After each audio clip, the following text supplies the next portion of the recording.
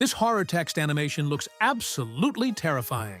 And the best part? It's surprisingly easy to create. In the next few minutes, I'll show you exactly how to make it step by step. Let's check it out. Before we jump into After Effects, this is your Dr. Technician, helping you go further, faster in motion graphics. If you enjoy simple tutorials like this, make sure to subscribe for more. Now, let's get started. First, open After Effects. These are the elements we'll be using to create this animation. You can download all of them using the link in the description below. First things first, create a new composition and name it Horror Text Animation. Keep the settings as default, set the duration to 5 seconds, and click OK. Now, add the title, text, or whatever you're using to the timeline. Let's adjust its size to fit nicely within the composition window.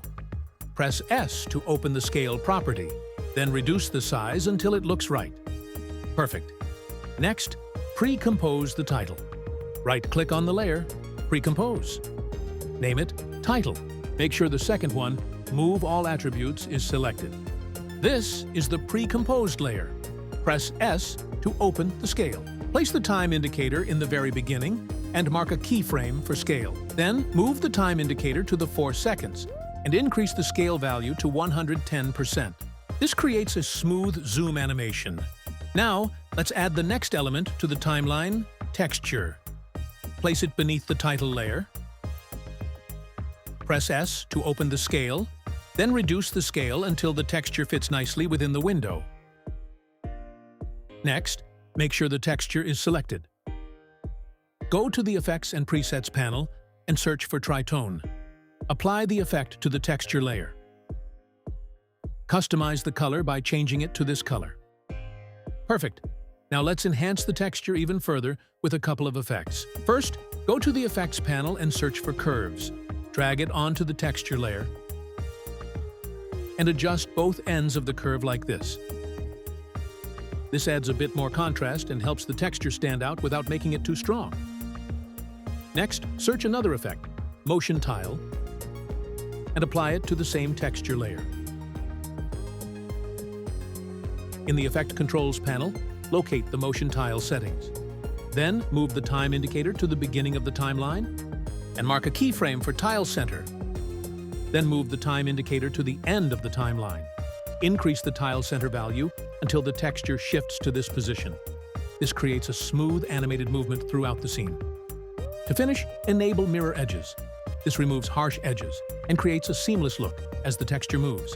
And there we go, a simple setup that adds both depth and motion to the texture.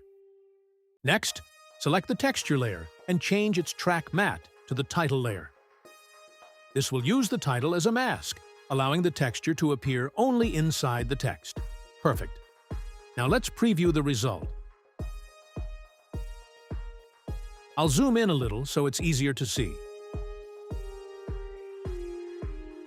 Notice how the texture is now visible within the title. And because of the animation we created earlier, the texture is moving smoothly across the text. The effect is simple, but it makes a huge difference in the overall design.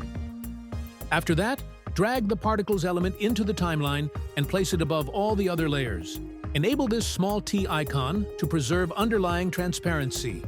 This ensures the particles only appear within the visible areas beneath the layer. Now select the title layer and change its track matte to the Particles layer. Then click here and switch the matte type to Luma Matte.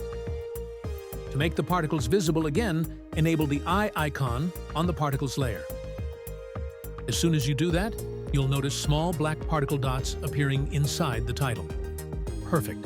The particles are now integrated into the text, adding an extra layer of detail and texture to the animation. Finally, select all the layers we've created so far, right-click, and choose Pre-Compose. This time, name the composition Text and click OK. Now everything is neatly organized inside a single composition, making the project much easier to manage as we continue building the animation. At this point, add the Horror Ink element to the timeline and place it above all the layers. Then switch back to Fit View so you can see it clearly. Move the time indicator forward until the ink starts spreading across the text.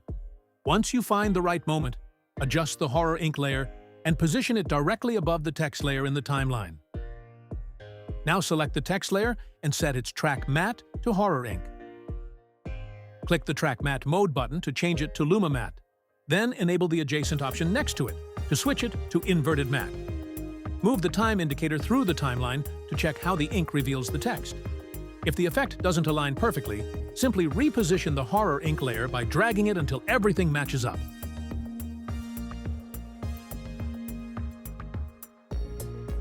Perfect. It looks good to me. Before going to the final touches, let's preview the animation one more time.